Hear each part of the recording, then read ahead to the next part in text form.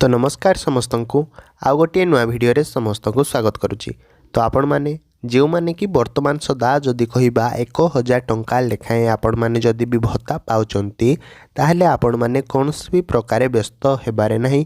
आपण मानकु सुनिश्चिंत भाव में 3000 टंकार एक भत्ता राशि प्रदान करा जिवो। तो आपण मानक पई यह हेउची वर्तमान सदा गोटे खुशी खबर।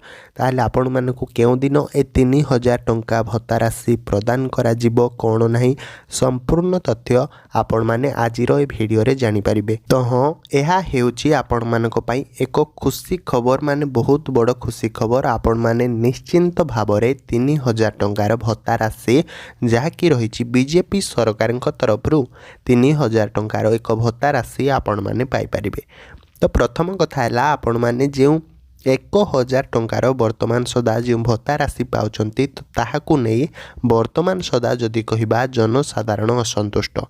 किंतु ए कथा जेते बेले बीजेपी सरकार हाथ में बा कान रे बाजिची तो से आपण मानकर समस्त एक निष्पत्ति नैचंती भत्ता राशि समस्त राज्यर योग्य भत्ता हिताधिकारी मानकु 1000 टंका वर्तमान सदा जो भत्ता राशि मिलुची तो ताहाकु वृद्धि करा जाई 3000 टंकारे पहुँचाइबु बोली आम बीजेपी सरकार लक्ष्य रही। तो यह केवल 1000 टंका जो माने भत्ता पाउथिले सेई मानक पई कि जो माने कि 80 रु 85 वर्ष जदि कहबा जो माने अत्यंत वृद्ध लोक तो सेई माने जदि कहबा ये भत्ता राशि पाइबे बोली सूचना आसूची। तो केउ माने ए भत्ता 3000 टंका पाइबे एवं केउ माने केते टंका भी मध्य पाइबे आजिर ए वीडियो रे आपण माने संपूर्ण विषय रे जानि परिबे। तो प्रथम कथा है तो केउ माने 3000 टंकार भत्ता राशि पाइबे। तो यह होची आपण मानकर गोटे बहुत बड़ क्वेश्चन बा बहुत बड़ प्रश्न कि केउ माने 3000 टंकार भत्ता राशि पाइबे बोली आपण माने समस्ते वर्तमान सदा भी आगामी 5 मास हेलाणी आपण माने अपेक्षा एई जिनस को करिसंती कि आमे जेबे भी भत्ता पाइबू तो सही समय रे आमे जे समय रे भी भत्ता पाइबू आमे केते टंका सरकार तरफ पाइबू।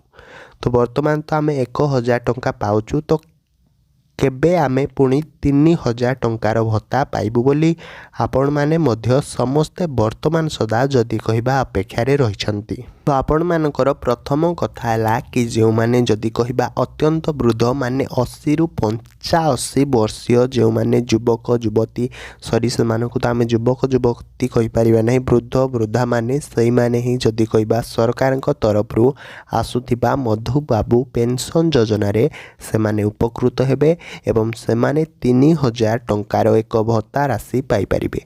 एवं द्वितीय कथा है कि जो माने PWD अच्छी कि जो माने माने हैंडीकैप्ड पर्सन अच्छी तो से माने केते पाई परिबे। तो से मानकु जदि आमे कहिबा 2500 बा 2000 टंका से माने पाई परिबे बोली मध्य कहा जाउची। आउ अन्य पटरे जदि कहिबा विधवा महिला माने से माने भी से 2000 भितर से मानकर भत्ता राशि रहिबो बोली मध्य कहा जाउची। काहेकि ना आपण मानक मनरे वर्तमान गोटे प्रश्न थिबो कि कोन पाई से माने जो माने कि 80 रु 85 वर्षीय युवक तो से माने कौन पाई 3000 टंकार भत्ता राशि पाइले एवं आमे 2500 बा 2000 टंका भत्ता राशि पाइलु बोली आपण मानकर समस्तक मनरे एई प्रश्न वर्तमान सदा घारी होई रहिथिबो। तो यार भी मु डाउट क्लियर आपण मानकर सामना रे वर्तमान सदा करिबी कि यार कारण होउची कि से माने होउचंती 80 रु 85 वर्षीय वृद्ध। काहेकि ना से मानकर चलिबा कष्ट एवं आपण मानकर समस्तंकर चलिबा कष्ट भितर बहुत पार्थक्य रही जाउची। एवं द्वितीय कथा जदि आमे कहिबा से माने जेते दिन बंची पारिबे नहीं आपण माने भी मध्य सेते दिन बंची पारिबे ताहा होची द्वितीय कारण। तो सेतिपाई जदि कहबा से मानकु 3000 टंकार भत्ता राशि सरकार तरफ प्रदान करा जाउची बोली मध्य एक कथा आमे निश्चिंत भाव में कहबा। एवं आपण मानकु समस्त को 2000 बा 2500 बा 2000 टंका सरकार तरफ मिलुची बोली मध्य कहबा। तो ए जिनस संपूर्ण भाव में जदि कहबा कन्फर्म नुहे कहीं ना जहाँ ऑफिशियली सूचना आसुची ताहा ही आपण मानकु वर्तमान सदा जणा जाउची।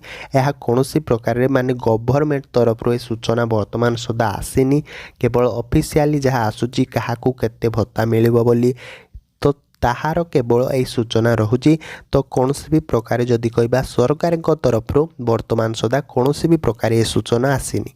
केवल ऑफिशियली कहा जाउची कि वृद्ध लोक मानक 3000 टंका मिलिबो एवं अदरवाइज जो माने कि भत्ता योग्य हिताधिकारी से मानकु एतिकी टंका मिलिबो बोली बा 2500 बा 2000 टंका से मानकु मिलिबो बोली केवल ऑफिशियली सूचना हिसाब रे समस्त को कहा जाउची। कौनसी भी वर्तमान सुधा जदि कहबा सूचना भी आसी नाही कि सरकार तरफ क्या केते भत्ता मिलिबो बोली। तो आपण माने भी जदि भी जो माने भत्ता योग्य हिताधिकारी रहिछंती ताहले कौनसी भी प्रकार रे आपण माने व्यस्त विव्रत होवंतु नाही।